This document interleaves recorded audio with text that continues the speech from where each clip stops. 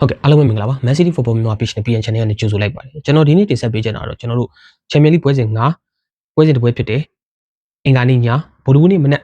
မှာကံမဲ့ပွဲစဉ်ဖြစ်တယ်ကျွန်တော်တို့ Man City နဲ့ Liverpool တို့ရဲ့ပွဲကြိုသုံးသက်ချက်လေးပဲဖြစ်ပါတယ်ဟုတ်ကဲ့ကျွန်တော်ရဲ့အစီအစဉ်လေးကိုစလိုက်အောင်ကျွန်တော်တို့ဗုဒ္ဓဟူးနေ့မနက်ကျွန်တော်တို့ကံမဲ့ပွဲစဉ်တစ်ပွဲဖြစ်တယ် Man City နဲ့ Liverpool တို့ရဲ့ပွဲစဉ်ဟာဆိုလို့ရှိရင်ကျွန်တော်တို့မလေးအချိန်မနက်4နာရီမှာကံမဲ့ကျွန်တော်တို့မြန်မာအချိန်နဲ့ဆိုလို့ရှိရင်တော့ဗုဒ္ဓဟူးနေ့နိုင်ပွဲမှာကံမဲ့ပွဲဒီပွဲဟာဆိုလို့ရှိရင်ကျွန်တော်အနေနဲ့စိတ်ဝင်စားမှုရှိတဲ့ပွဲစဉ်တွေကတပွဲလို့ပြောလို့ရတယ်လီဗာပူးဆင်ကလည်းပြောမယ်ဆိုရင်နောက်ပိုင်းရလက်ကောင်းတွေပြန်ပြီးတော့ပေါ်ဆောင်လာနိုင်တဲ့အသင်းပြောနောက်ဆုံး၄ပွဲမှာလီဗာပူးဆင်ကလည်းတပွဲပဲရှုံးထားတယ်ကျွန်တော်တို့မန်စီးတီးအသင်းဟာလည်းနောက်ဆုံး၄ပွဲမှာအခုနောက်ဆုံးနျူကာဆယ်အသင်းကိုရှုံးခဲ့တယ်မန်စီးတီးဘက်ကိုကြည့်မယ်ဆိုလို့ရှိရင်တော့မန်စီးတီးဘက်မှာအခုလက်ရှိစိတ်ပိုင်းဆိုင်ရာအရာကတော့တိတ်ပြီးတော့အားကောင်းတဲ့အနေအထားမှာမရှိဘူးမန်စီးတီးနဲ့နျူကာဆယ်ပွဲကိုပြန်ပြီးတော့ကျွန်တော်ကြည့်ပြီးတော့ပြောမယ်ဆိုလို့ရှိရင်နျူကာဆယ်နဲ့ပွဲမှာမန်စီးတီးအသင်းဟာဒီပွဲကငါတို့နိုင်ကိုနိုင်ရမယ်ဆိုတဲ့ပွဲပုံစံမျိုးကစားခဲ့တာမဟုတ်ဘဲနဲ့ဒီပွဲကငါတို့ဘလို့ကစားရမလဲဆိုပြီးတော့အများကြီးလိုက်စဉ်းစားပြီးစော့နေရတဲ့ပုံစံမှာရှိတယ်ကျွန်တော်တို့မန်စီးတီးပွဲစဉ်တွေကိုကြည့်ခဲ့ရတယ်ဆိုလို့ရှိရင်အရင်တုန်းကပွဲစဉ်တွေမှာဆိုရင်မန်စီးတီးကဒီပွဲကိုနိုင်အောင်ကန်ချင်တယ်ဆိုရင်ဒီလိုကန်တာမဟုတ်အနိုင်လိုချင်စိတ်ပြင်းပြတဲ့ကစားသမားတွေအမြောင်များနဲ့ကန်တာအခုကအနိုင်လိုချင်စိတ်ပြင်းပြမှုမရှိဘူးဗျာပြောမယ်ဆိုလို့ရှိရင်ဗျာခင်ဗျားတို့ကြည့်သိရတယ်အနိုင်လိုချင်စိတ်ရှိတဲ့ကစားသမားကျွန်တော်၃ယောက်ပဲတွေ့တယ်အဲ့၃ယောက်ကကိုသမားဒူနာရူမာရယ်ရူဘင်ဒီယက်ရယ်နောက်ပြီးတော့ကျွန်တော်တို့ဟာလန်ရယ်ဟာလန်ကဟိုးအနောက်ထိပါဆင်းကူပြီးတော့ကိုမှအတက်ဆင်းကိုတော်တော်ဆော့ယူတဲ့ကစားသမားဖြစ်နေတယ်အခုကအဲ့ဒီထဲမှာဒူနာရူမာရဲ့ကာကွယ်မှုတွေကြောက်တာကျွန်တော်တို့2-1ဆိုတဲ့ရာဇတ်နဲ့ပြီးသွားတာတကယ်လို့ဒူနာရူမာသာမကာကွယ်နိုင်ခဲ့ဘူးဆိုလို့ရှိရင်ကျွန်တော်တို့အနည်းဆုံးမဖြစ်ဘူးဆိုရင်5-1လောက်ဖြစ်သွားနိုင်တယ်အဲ့လောက်ထိကိုမှနျူကာဆယ်ဘက်ကဒိန်ဂျာအများကြီးလုတ်ခဲ့တာသိရမလားဒီကွင်းလေတိုင်းလူကြီးတွေရဲ့အမားကခဏဖယ်ထားလိုက်အောင်ကျွန်တော်တို့အတင်းအချင်းချင်းရဲ့ခြေစမ်းပိုင်းကိုကြည့်မယ်ဆိုလို့ရှိရင်နျူကာဆယ်ကမင်းပါကောင်လဲငါးပါကောင်လဲပြန်ပြီးတော့ဖျဲပြီးတော့ကန်ခဲ့တာဒါကိုကြည့်ရမယ်ဆိုရင်ကျွန်တော်တို့အားမရဘူးဒါပွင့်လေမျိုးဆုံးပြောတာဘာဖြစ်လို့လဲဆိုတော့ကျွန်တော်တို့မန်စီးတီးပွဲကိုကြည့်ခဲ့ရတဲ့ပွဲတွေမှာလိုက်ကြည့်မယ်ဆိုလို့ရှိရင်မန်စီးတီးကအရင်တုန်းကဆိုလို့ရှိရင်အဲ့လိုမဟုတ်ဘူး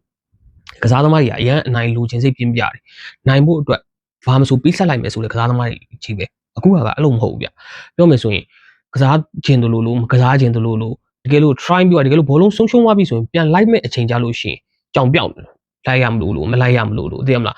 းမသိမယ်ဟိုဒိုင်လူကြီးဆိုပဲဖောင်းထိုင်တောင်းတယ်ကျွန်တော်အဲ့ဒီအလုပ်ကိုလုံးဝမကြိုက်ဘူးဗျာကျွန်တော်ပြောပြမယ်ကျွန်တော်အဲ့လိုမျိုးဟိုအားနေဖောင်းကြီးပဲထိုင်တောင်းနေတဲ့ကစားသမားကိုကျွန်တော်တိတ်ပြီးတော့မကြိုက်ဘူးအမှန်တိုင်းပြောတာအဲ့ဒီကစားသမားအများစုတွေ့ရတယ်ဒါပေမဲ့ဖြစ်တင်ဖြစ်ထိုက်တဲ့ဟာကိုအော်တာကတော့ကျွန်တော်လက်ခံပေးလို့ရတယ်ဒါဘောလုံးပွဲတစ်ပွဲမှာဒါကတော့ကိုယ့်ဘက်ကမတရားလောက်တာခံရပြီဆိုလို့ရှိရင်တော့ပြောမှာပဲဒီမှာအဝါဆိုလဲအကြောင်းမဟုတ်ဘူးပြန်ကင်ဆိုလဲကင်ပါပဲဒါကတော့လက်ခံပေးလို့ရတယ်ဒါကတိုက်ပွဲဝင်ခြင်းတဲ့စိတ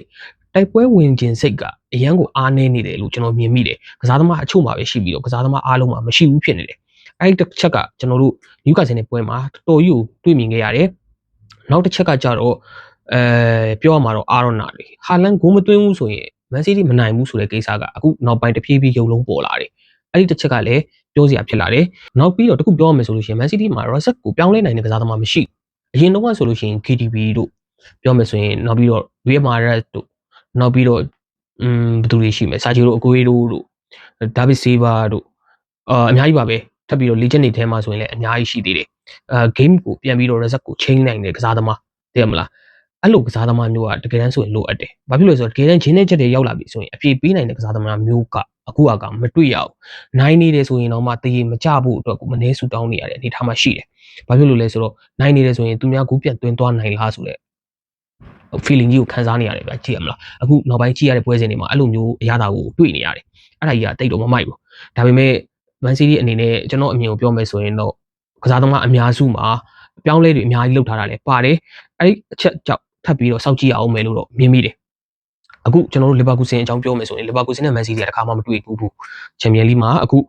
ပထမအဦးဆုံးချိန်တွေ့တာဖြစ်တယ်ဒါပေမဲ့လီဗာပူးဆင်ကလည်းဘွန်ဒက်စလီဂါမှာပြန်ပြီးတော့ခြေစွမ်းပိုင်းပြန်ကောင်းလာတယ်သူတို့ရှုံးထားတာဗိုင်ယန်တသိန်းကိုပဲရှိတယ်ကျွန်တော်မန်စီးတီးကနောက်ဆုံး၅ပွဲမှာနျူကာဆယ်ကိုရှုံးထားတယ်ကျန်တဲ့ပွဲဆက်တိုက်နိုင်ထားတယ်လီဗာပူးဆင်ကလည်းနောက်ဆုံး၅ပွဲမှာဗိုင်ယန်တသိန်းကိုပဲရှုံးထားတယ်3စီးနဲ့ကျန်တဲ့အသင်းတွေအားလုံးကိုအနိုင်ရယူထားတယ်အဲ့တော့ဒီနှစ်သင်းတွေ့ဆုံမှုကအကြည့်ကောင်းမဲ့ပွဲလို့ပြောလို့ရတယ်ဒီနှစ်သင်းရဲ့ခြေစွမ်းအနေအထားရဆိုလို့ရှိရင်တော့ကွာတော့ကွာတယ်ဒါပေမဲ့လီဗာပူးဆင်ကပြောမယ်ဆိုရင်တွေ့ဘူးတဲ့အသင်းတွေ့လိတွေ့ထားရှိတဲ့အသင်းမဟုတ်တော့ပြောဖို့ဆိုဖို့ခက်တယ်ဒါပေမဲ့ထူးထူတို့ပြန်ပြီးတော့ကစားမယ်လို့တော့မြင်မိတယ်ဘာဖြစ်လို့လဲဆိုတော့ချန်ပီယံလိပွဲတွေမှာအကြည့်ကောင်းတဲ့အနှစ်သာရကအဲ့ဒါဘာဖြစ်လို့လဲဆိုတော့ကစားသမားတွေကသူ့ယုံကိုယ်ရောအားယုံတယ် ပရီးမီးယားလိမှာတော့အလုံးမယုံချန်ပီယံလိဆိုလို့ရှိရင်တအားကြည့်ကောင်းအောင်ယုံတာကစားသမားတွေရဲ့စိတ်ပိုင်းဆိုင်ရာကောဘာရောအားလုံးကို mental ကောအကုန်လုံးကိုမြင့်ပြီးတော့မှတခါတည်းတိုက်ပွဲဝင်နေဆိုတဲ့ပွဲတွေဆိုတော့ကြည့်ကောင်းမယ်ဒါပေမဲ့ဒီပွဲကိုလည်းကျွန်တော်ကြည့်ကောင်းမယ်လို့ထင်တယ်အနေထားအရတော့ Man City နိုင်မှုများတယ် 60% လောက်တော့ Man City ဘက်ကိုအားတာမှုရှိတယ် Liverpool ဆင်ကတော့20လောက်ရှိမယ်တေးကတော့20ရှိမယ်ကျွန်တော်အမြင်ကိုပြောတာဒါပေမဲ့ Man City နိုင်မယ်လို့တော့ကျွန်တော်မြင်မိတယ်နိုင်မှပဲစိတ်အေးလက်အေးနဲ့ Champions League ကိုထပ်ပြီးတော့ရှေ့ဆက်နိုင်မယ်လို့တော့ကျွန်တော်မြင်မိတယ်နောက်မဆိုရင်မလွယ်ဘူးဗျ Champions League မှာဒါထက်ရှုံးသွားတာတို့တေးကျသွားတာလို့ဆိုလို့ရှိရင် Man City အနေနဲ့ဂျင်းတဲ့ချက်တွေကိုတအားရောက်သွားမယ်မတရားရုံးသွားပြီးတော့ဖိအားတွေများသွားလိမ့်မယ် Champions League ဒီအချိန်မှာနိုင်ထားမှပဲအဆင်ပြေမယ်နောက်ပိုင်းကျလို့ရှိရင် Real Madrid တို့ဘာလို့လဲတွေ့ဖို့လည်းရှိသေးတယ်ဆိုတော့ Man City အသင်းအနေနဲ့ကျွန်တော်အမြင်ကိုပြောမယ်ဆိုရင်ဒီပွဲနိုင်မှဖြစ်မယ်ဒီပွဲမှာလူထုတ်ပုံကတော့တင်းတဲ့အတိုင်းပဲဒီလောက်ပဲထွက်လာမယ်ထင်တယ်။ Guardiola ကြိုက်နေတဲ့ပုံစံအတိုင်းပဲထွက်လာလိမ့်မယ်။တခြားကစားသမားတွေကိုအေးဆွန့်ပြီးသုံးတာထက်လက်ရှိသူကြိုက်နေတဲ့လူတွေကိုပဲဆက်ပြီးပွဲထုတ်သွားမယ်လို့တော့ကျွန်တော်မြင်မိတယ်။ Newcastle တင်းတဲ့ပွဲတုန်းကထွက်လာတဲ့ကစားသမားနေရာမှာ Rider ကိုပဲပြန်ပြီးနေရာပေးလာနိုင်မယ်လို့တော့ထင်မိတယ်။အမှန်မှန် Rider လိုကစားသမားကိုဒီချိန်မှာသုံးအောင်ပါဗျ။တဲ့မှာ Bernardo Silva ဆိုတာအထက်ကို Rider လိုကစားသမားကိုသုံးအောင်ပါ။ Liverpool နဲ့ပွဲတုန်းက Bernardo Silva အလုပ်ဖြစ်ခဲ့တယ်ဆိုပြီးတော့ဆက်သုံးသွားတဲ့အပေါ်မှာနောက်ပြီးတော့ Bernardo Silva ကိုလဲတဲ့နေရာမှာလည်းတော်တော်လေးကိုချိန်ချခဲ့တယ်။အဲ့ဒါက Man City ဒီ Guardiola အနေနဲ့မလုပ်တဲ့ကိစ္စတစ်ခုလည်းဖြစ်တယ်။နောက်ပြီးတော့ Foden ကိုကျွန်တော်တို့ Foden လည်းကြောင်ပြောက်နေတာတိတိရဲ့။နောက်တစ်ခုကကျွန်တော်တို့ Ryan Chiki လည်းကြောင်ပြောက်နေတယ်။အဲ့ဒီအချိန်မှာအဲ့ဒီကစားသမားတွေကိုစောစောစီးစီးလဲပြီးတော့ response ပြန်လုပ်ရမယ့်ကိစ္စမှာ Guardiola နောက်ကျနေတယ်လို့ကျွန်တော်မြင်မိတယ်။နောက်ပြီးတော့ဒီနေ့ပွဲမှာကျွန်တော်အမြင်ကိုပြောမယ်ဆိုရင် Guardiola လူထုတ်လာမှာက Donnarumma ရဲ့နူးနက်ကိုပဲထုတ်လာမယ်ထင်တယ်။ Guardiola နဲ့ကျွန်တော်တို့ဒီရက်ပဲတွဲမယ်။ O'Reilly ကိုပဲသုံးလိမ့်မယ်။နောက်ပြီးတော့ခွန်ဆာလက်ပဲသုံးလိမ့်မယ်။ Rudy ကပြန်ပြီး recover မဖြစ်သေးဘူးဆိုတော့ခွန်ဆာလက်ကိုပဲသုံးလိမ့်မယ်။ပြီးသွားရင်တော့ကျွန်တော်အမြင်ကိုပြောမယ်ဆိုတော့တိုက်စစ်မှာ Foden ပဲပါလာလိမ့်မယ်။ကိုယ်လည်းတိုက်စစ်မှာ Foden ပဲပါမယ်။ Ryan Chiki နေရာမှာတော့ Marmoush ကို3ကောင်း3လာနိုင်တယ်။ Marmoush ကိုသုံးပြီးတော့နောက်ပြီးတော့ကျွန်တော်တို့ Rider နဲ့ပြန်တွဲမယ်။ပြီးသွားလို့ရှိရင် Doku ပါမယ်။ဟာလန်ပါမယ်။ကျွန်တော်အမြင်ကတော့အဲ့လိုမြင်မိတယ်။အဲ့လိုပဲဖြစ်မယ်လို့တော့ကျွန်တော်ထင်တယ်။ဒီပွဲမှာMan City အနေနဲ့နိုင်မယ်လို့တော့ကျွန်တော်မြင်မိတယ်ဒါပေမဲ့မနိုင်လို့လည်းမရတဲ့အနေအထားဖြစ်နေပြီ box back ပြန်လုပ်ရလိမ့်မယ်ဘာဖြစ်လို့ဆိုတော့ Newcastle နဲ့ပွဲရှုံးသွားတဲ့အချိန်မှာကျွန်တော်တို့ Arsenal ကိုလိုက်ဖို့အတွက်ကိုတော်လေးကိုမှခဲရင်သွားနိုင်တယ်အခုက6မှတ်ပြတ်သွားတယ်6မှတ်ပြတ်သွားတယ်ဆိုတာကနှစ်ပွဲစာကအရင်တုန်းက Man City ခြေစွမ်းနေဆိုရင်တော့ဒီ6မှတ်လောက်ကကျွန်တော်တို့သိမမှုဘူးဗျဒါပေမဲ့အခု Man City ခြေစွမ်းနေကြတော့ကျွန်တော်တို့နည်းနည်းလေးစိုးရင်စရာဖြစ်လာတယ်အရင်တော့ခြေစွမ်းအရာဆိုလို့ရှိရင် Man City ကနောက်ပိုင်းစတိုက်နိုင်သွားမယ်လို့ feeling အပြည့်ရှိတယ်အခုခြေစွမ်းအရာက Man City ကတနည်းရွှေတနည်းငွေဖြစ်လာတယ်ဆိုတော့တိတ်ပြီးတော့ယုံကြည်မှုအားမကောင်းမှုဖြစ်နေတယ်ဗျာအဲ့တော့ကျွန်တော်အမြင်ကိုပြောမယ်ဆိုရင်တော့ဒီပွဲနိုင်လို့ရှိရင်တော့ Guardiola အနေနဲ့ PR နဲ့ရော့သွားမယ်ဒီပွဲမနိုင်ဘူးဆိုလို့ရှိရင် Guardiola မှာ PR တွေများလာလိမ့်မယ်ကျွန်တော်အမြင်လဲ Guardiola အနိုင်ကန်မယ်လို့ကျွန်တော်မြင်မိတယ်ဒီပွဲကို Man City အနေနဲ့ 2-0 ဒါမှမဟုတ် 3-1 လောက်ရလတ်နဲ့ပွဲပြီးသွားမယ်လို့ကျွန်တော်မြင်မိတယ်နောက်တစ်ခုက Arsenal အနေနဲ့ကတော့တကယ်ကိုမှ credit ပေးရမယ်အပိုင်းထဲမှာတော့ Eze ကျွန်တော်ပြောခဲ့သလိုပဲပြီးခဲ့တဲ့ပွဲစဉ်တုန်းက Arsenal အကြောင်းပြောရင်းနဲ့ပြောခဲ့တာကဟာEze ကမသိခင်ဗျာလို့အာကြီးရဲ့ငမွေးချံပေါက်ကြနေရပဲလို့ကစားနေတာဆိုပြီးပြောခဲ့တယ်တကယ်ပဲ Eze ကအာကြီးနဲ့တကယ်ကိုမှအံဝင်ခွင့်ကြဖြစ်ကိုဖြစ်လုံးဝကြည့်တယ် hat-trick သွင်းသွားတယ်တကယ်ကိုကောင်းတယ်ဟိုလိုမျိုးဖြစ်လို့ပြောတာမဟုတ်ဘူး respect အနေနဲ့ပြောပြတာတကယ်ကောင်းတဲ့ Eze နောက်ပြီးတော့ Crystal Palace ကနေပြီးတော့မွေးထုတ်လိုက်တဲ့ကစားသမား2ယောက်ဖြစ်တဲ့ Eze နဲ့ Michael Olise Eze ကတော့ထားပါတော့ဗျာ Eze ကို Premier League ကလပ်တွေကြိုက်နေတာလေကြားပြီOlise ထွက်ပြီးနောက်ပိုင်း Eze ကို Premier League ကလပ်တွေကြိုက်တာမှန်တယ်ဒီကစားသမားက Palace မှာလည်းသူလုံးပြတာတွေအများကြီးရှိတယ်မှန်တယ်ဒါပေမဲ့ Michael Olise တုန်းကအဲ့လိုမဟုတ်ဘူးဗျတကယ်ကိုကွာတယ် company ကယုံကြည်နဲ့ခေါ်လိုက်တာဗျတကယ်ကိုမှပြောမယ်ဆိုရင် company ကျွန်တော်တို့လေးချက်ကြီး company ကတကယ်လို့ပြောမယ်ဆိုလို့ရှိရင်တကယ်ကိုမှသူမွေးထုတ်လိုက်တဲ့ကစားသမားလို့ပြောလို့ရတယ်Olise ကဘာကြောက်လဲဆိုတော့အဲ့အချိန်အဲ့ဒီခါက Olise က Premier League မှာလုံးတော့လုံးပြတယ်ဒါပေမဲ့အရန်ကြီးလုံးပြနေတာမဟုတ်ဘောလုံးကိုစော့တယ်ဒါပေမဲ့အသင်းကြီးတွေတအားစိတ်ဝင်စားတယ်ဆိုတဲ့ဥစ္စာကိုမီဒီယာသမားတွေအရန်ပြောကြတယ်ဟာဒီကောင်ကဘာမှလည်းမဟုတ်ဘူးအသင်းကြီးတွေတအားစိတ်ဝင်စားတယ်ဆိုနောက်ပိုင်းအခုကျွန်တော်မြင်လာတာက Olise မှာဘာမြင်လာလဲဆိုတော့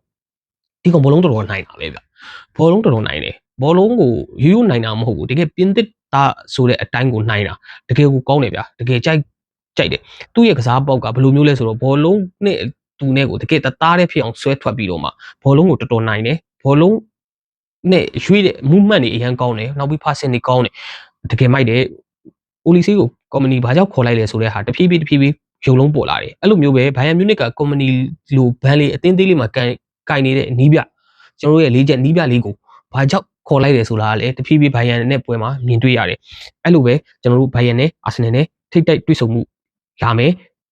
မိုက်ကယ်အိုလီဆေးနဲ့အဇီးတို့ထိတ်တိုက်တွေ့ဆုံမှုလာမယ်ဒီပွဲလဲကျွန်တော်အမြင်ပြောမယ်ဆိုတော့တအားကြီးကောင်းမဲ့ပွဲလို့ကျွန်တော်မြင်မိတယ်ဟုတ်ကဲ့အားလုံးကျေးဇူးတင်ပါတယ်ကျွန်တော် channel ကိုသဘောကျတယ်ဆိုရင် like and subscribe လေးလုပ်ခဲ့ပေးဖို့မေတ္တာရက်ခံပါတယ်